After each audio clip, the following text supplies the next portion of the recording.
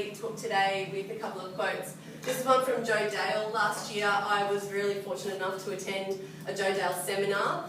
He is an English teacher, as in from England, and teaches foreign languages. And he has really, I guess, revolutionised some of the ways which people think about using technology in language classrooms. So I thought that was a really beautiful quote from him, I guess, that we need to make sure that we're moving continually because the students that we get are digital natives. And while we may not be, we need to become, I guess, a little bit fluent in their world in order for them to become a little bit fluent in our language. Alright, so my speech today is going to be looking at a couple of different things across lots of different age groups. All of this has been through trial and error, and you will make lots of errors any time that you do embark on anything like this. I have to be really upfront with you and tell you that I am not an expert. Professor Google is one of my best friends and he will tell me anything I need to know. Really great example from a couple of weeks ago. Catherine is wonderful in that she's taking me on our school trip to Japan in a couple of weeks' time and delegated me the beautiful task of organising our trip shirts. After all of the organisation was done, the manufacturers came back to me and said, oh, we need the print, the image on it needs to be in a I can't even remember the letters, the .abc file format. Number one, I'd never heard of that before. Number two, I had no idea how to get it. Google told me everything I needed to know. It told me what program I needed to use, and someone, somewhere, at some point in time, had posted up on some random forum the information that I needed to be able to convert my JPEG, my regular image, into whatever this file format was. So, if in doubt, Google will help. This is one of my best friends. Yeah, so I'm not an expert in any of this, but it's all based on trial and error. Alright, so lower primary years. How can I engage 30 students that I see once a week for 30 minutes? This is really from my experience, from I guess prep to maybe year 5-ish, depending on how often you see them. Obviously, if you see them more than 30 minutes once a week, then just adjust as you need to. Okay, so things that move, things that are brightly coloured, and things that have sound are really, really engaging for these guys. And so if you're using a PowerPoint like this, using things like transitions, which is where you have, like I have today, where you have from one slide to the next slide where something changes, they really love it. Animations, and I'll show you an example of that on my next slide, where you can get certain things within your screen to do different bits and pieces, is lots of fun for them. GIFs are something that I found they absolutely love. A GIF is an image that moves, and I'll show you an example of how that works in a minute.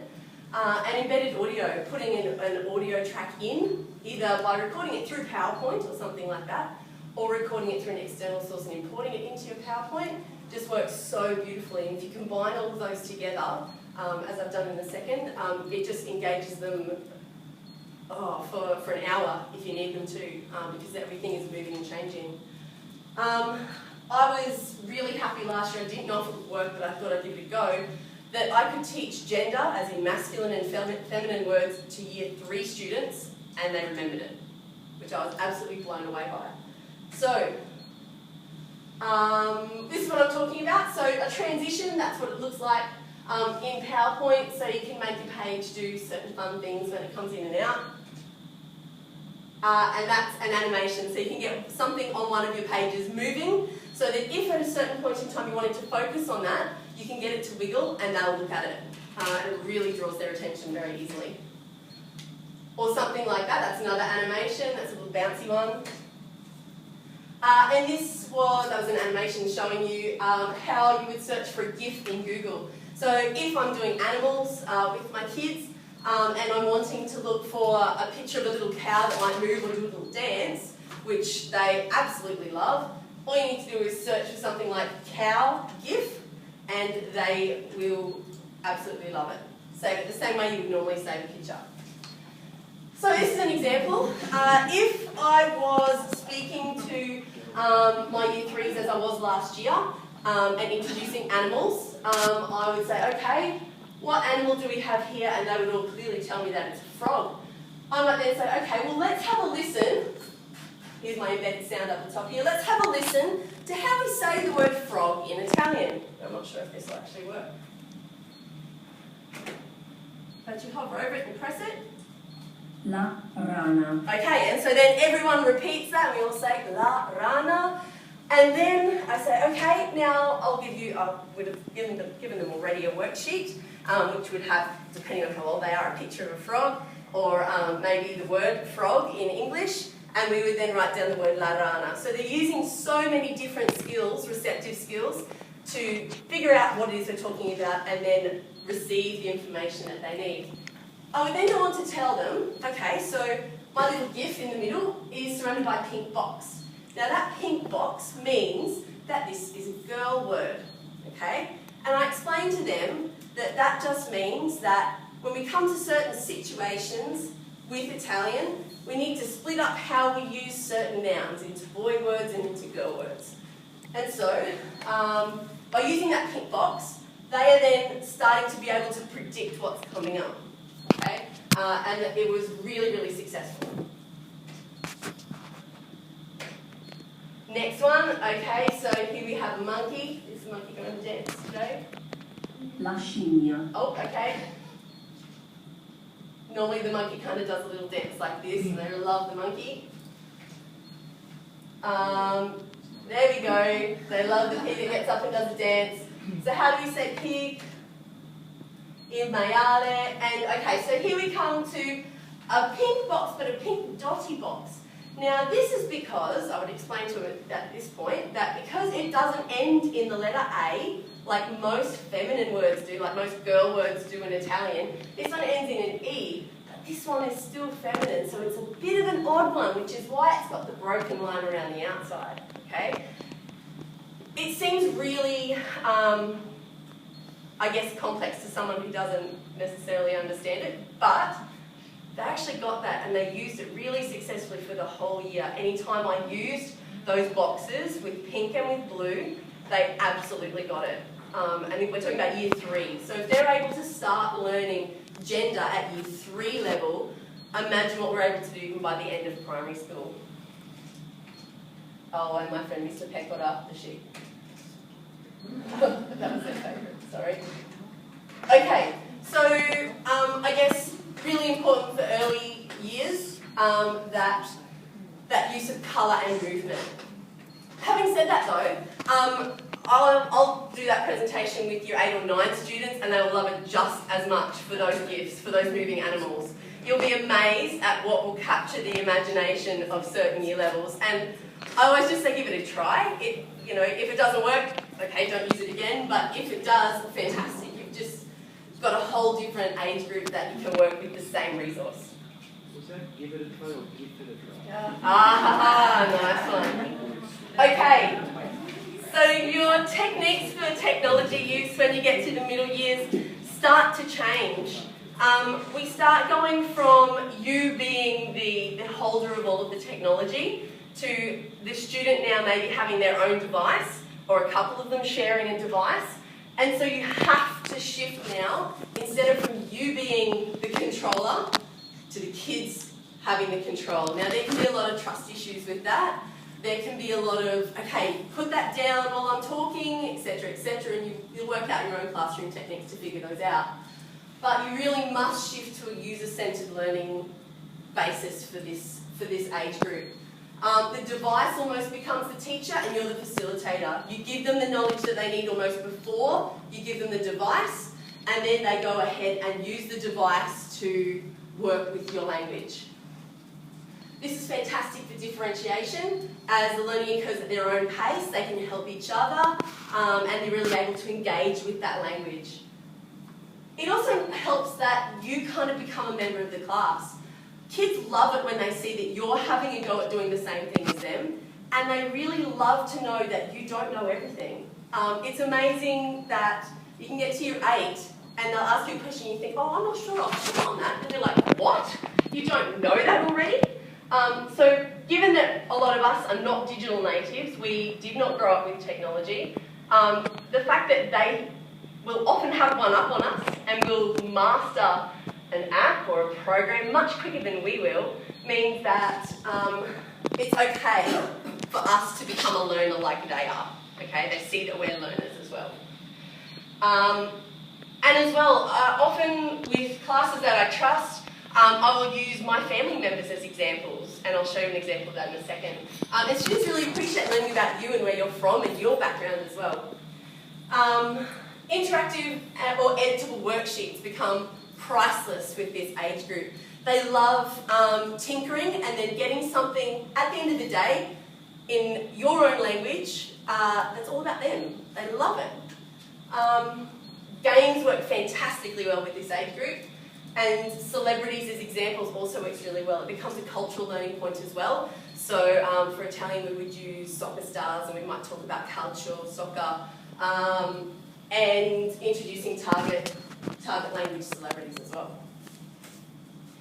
Alright, so this is one of my examples. I use this with Year 7 Italian. Here I have, I would have already given them some information about how they talk about themselves and introduce themselves, and how they say things like my name is, my hair colour, my eye colour, those sorts of phrases. And at this point in time, I would give them access to this Word document or Pages document or whatever operating system you run off. We've got two examples, a female example and a male example, where I've used myself and my dog, okay?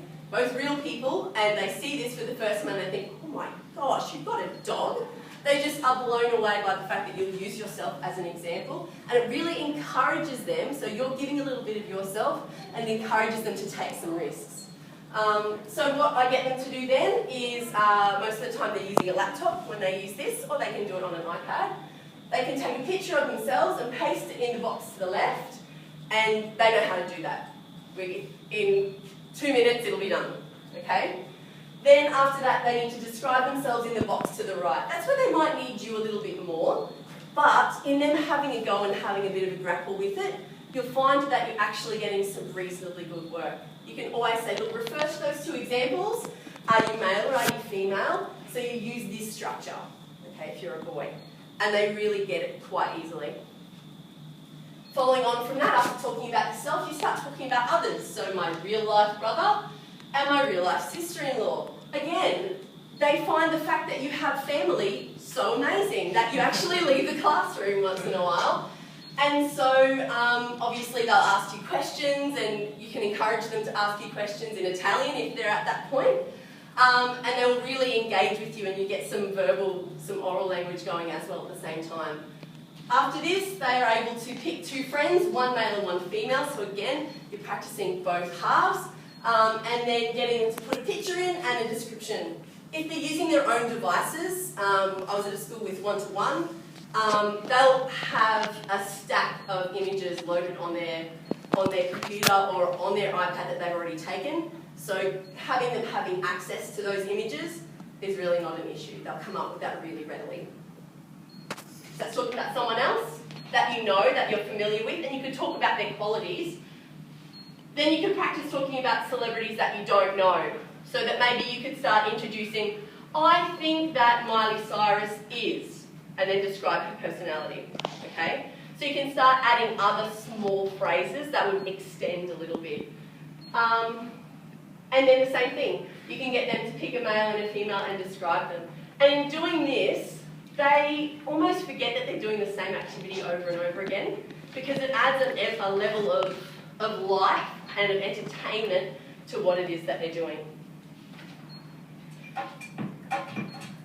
Okay, on the internet, you will find that there are a stack of games that you can download. This is one that I've done.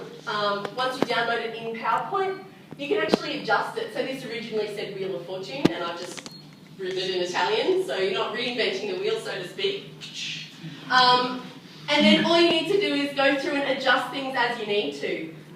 They love, love, love games. It ignites something in them which nothing else that I've found ever does.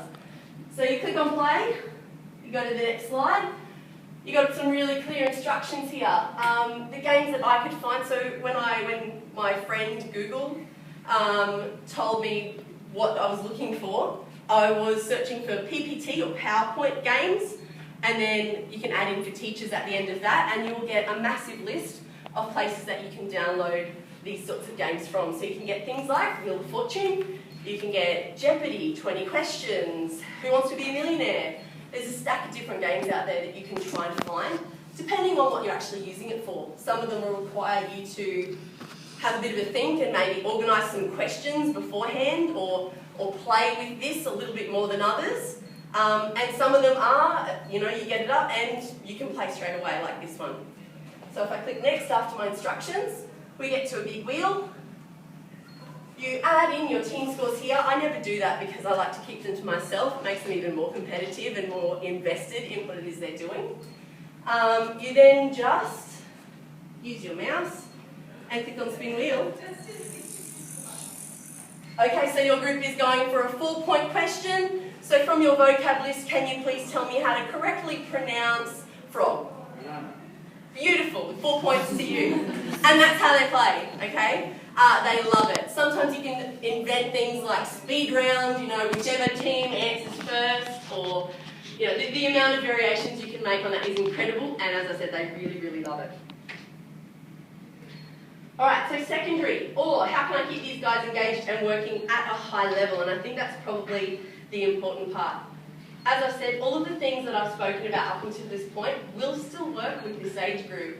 They might initially think, oh, that's a bit kiddie, or that's a bit nerdy. Persist with it, and they'll come around really, really quickly. And if they find that you yourself are engaging with them and laughing at stuff that's going on, like the stupid dancing cow, they'll find it even funnier. So don't be afraid to try that with them. Some of these techniques will work with sort of 5, 6, 7, all the way through to 12, okay? You'll obviously need to vary for difficulty. Alright, so using authentic context and reality is really important for these guys. They need to see that what they're doing is actually real and is actually going to make a difference. So websites for authentic conversations, things like LiveMocker can be used, or sorts of instant messaging programs which you can talk to people overseas in real time, as long as your time zones are fairly similar. They love that. It's a real authentic way of them being able to get feedback on their language straight away. Get students creating their own resources, especially ones to take on trips in country. They find this really important, and they really are focused on accuracy when they're doing that. They don't want to embarrass themselves when they get there because their sentence is wrong. They will check every single sentence with you and make sure it's right. Doing recording tasks with your headsets, creating quizzes for other students are all really great ways of doing revision. Source interactive texts. More and more texts are becoming available where they either have a CD-ROM that goes with them, that's starting to fade out now, or that will have interactive websites where in the front of the textbook they'll have a code, and each person who has a textbook can go and enter that code and have access to an interactive website.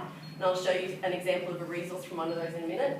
And remember what you've already done. As I said before, colours, sound and movement are still engaging with these guys. Heck, they're still engaging with me. Interactive worksheets work even better with generally more independent learners at this point in time.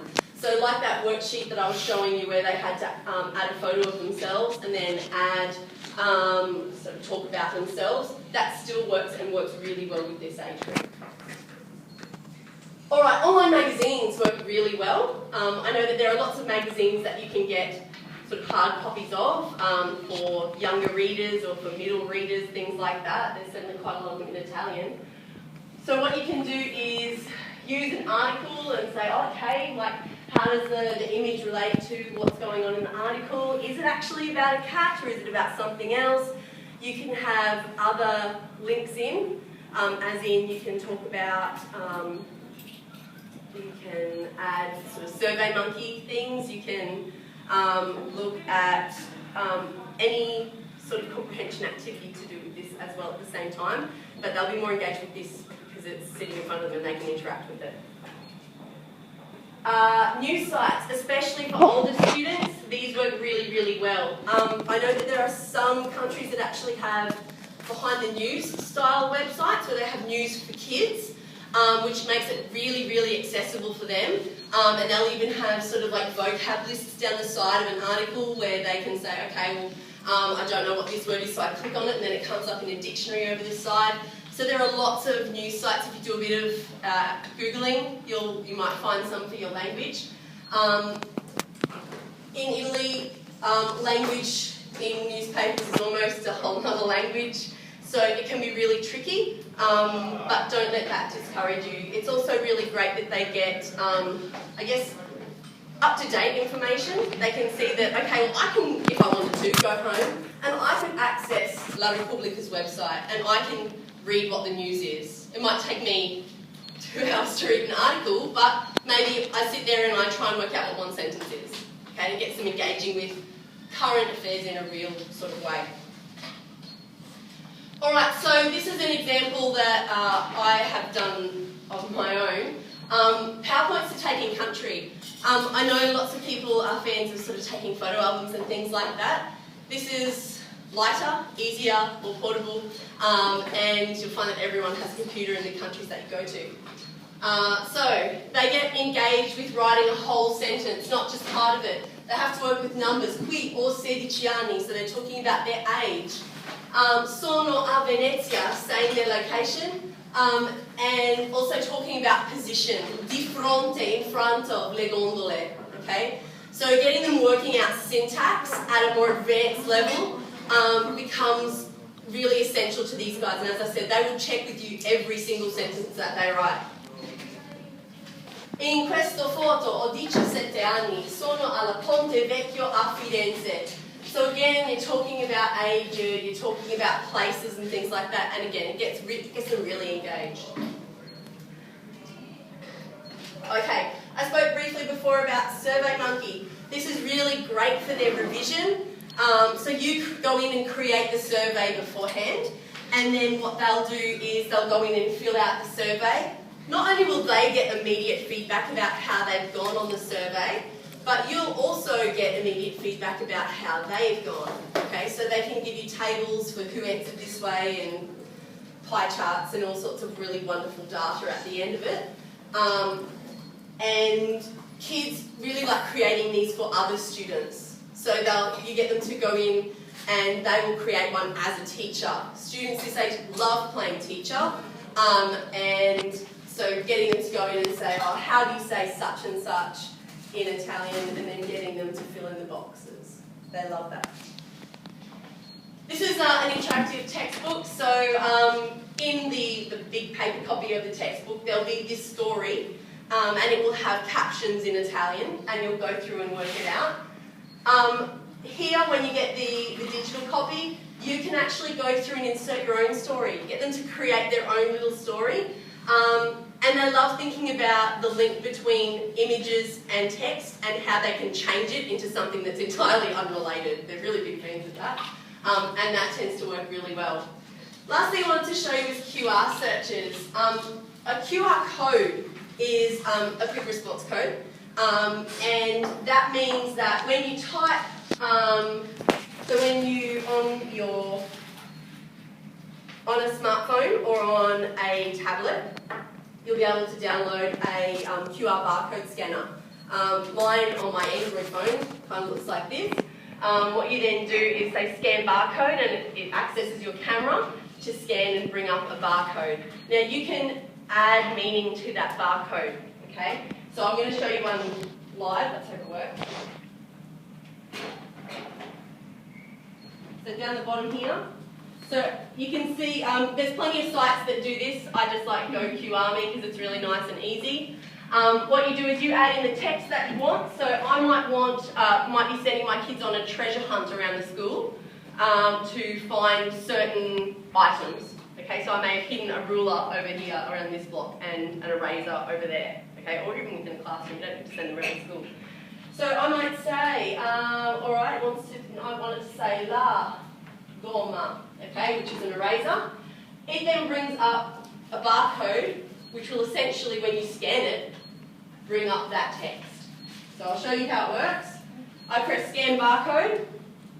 It brings up my camera. So I move over to the side here. I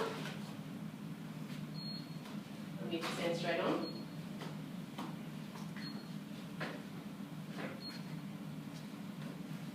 I don't think it likes the projector. I'll do it on the screen.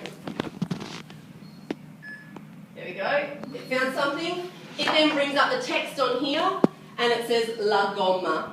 Okay? So you can get it to bring up a website, you can get it to bring up a picture, you can get it to bring up anything that you would like. Okay? So that when you scan it, it will bring up some sort of message for your students. I did a really fantastic, if I must say so myself, little worksheet with my kids earlier this year, and they went mental. Okay, I did a treasure collection within the classroom. They needed to, we just done stationery, so they needed to go and collect treasure items that these things, that these QR codes told them in Italian. They had to physically go and collect these items, lay them out in the order on their desk. They also needed to tell me, because we've just done singular and plural, masculine and feminine, if the item was plural, they needed more than one, okay? They also needed to note down over here whether it was singular or plural, masculine or feminine, and they did this so quickly. They were falling over themselves to try and put their little stationery in order, okay? If I went up to them, they put their hand up and I said, no, sorry, sbagliato, wrong, try again. They were rustling to try and scan everything again and put things in order, and they really, really, really loved it. So that was a spur-of-the-moment idea that worked super well at the beginning of this year, so I thought I'd tell you about that. So Lisa, they all had a camera, they all had a phone, did they? We had a class set of iPads that we gave them, or they were working in pairs, sorry, so we had 10 iPads. They were working in pairs and they needed to try and get there, and I gave a merit to the pair that got first, and they absolutely loved it. I think I had 2 pages, front and back page. Yeah, they went crazy. Okay, so lots of information. Hopefully I haven't gone too far over. And I just thought I'd leave you with a John Dewey quote, which is one of my education heroes. If we teach today as we taught yesterday, we're robbing our children of tomorrow. So we need to make sure that, as I said at the beginning, they're using this stuff all the time. We need to make sure we're kind of adapting and going along. And as I said, it's not about us being perfect and amazing, and I've made plenty of mistakes before I was able to get to this point. But if you have a go, they'll see that you're trying, and they'll really want to try and do the right thing by you as well. So I hope you got something out of that.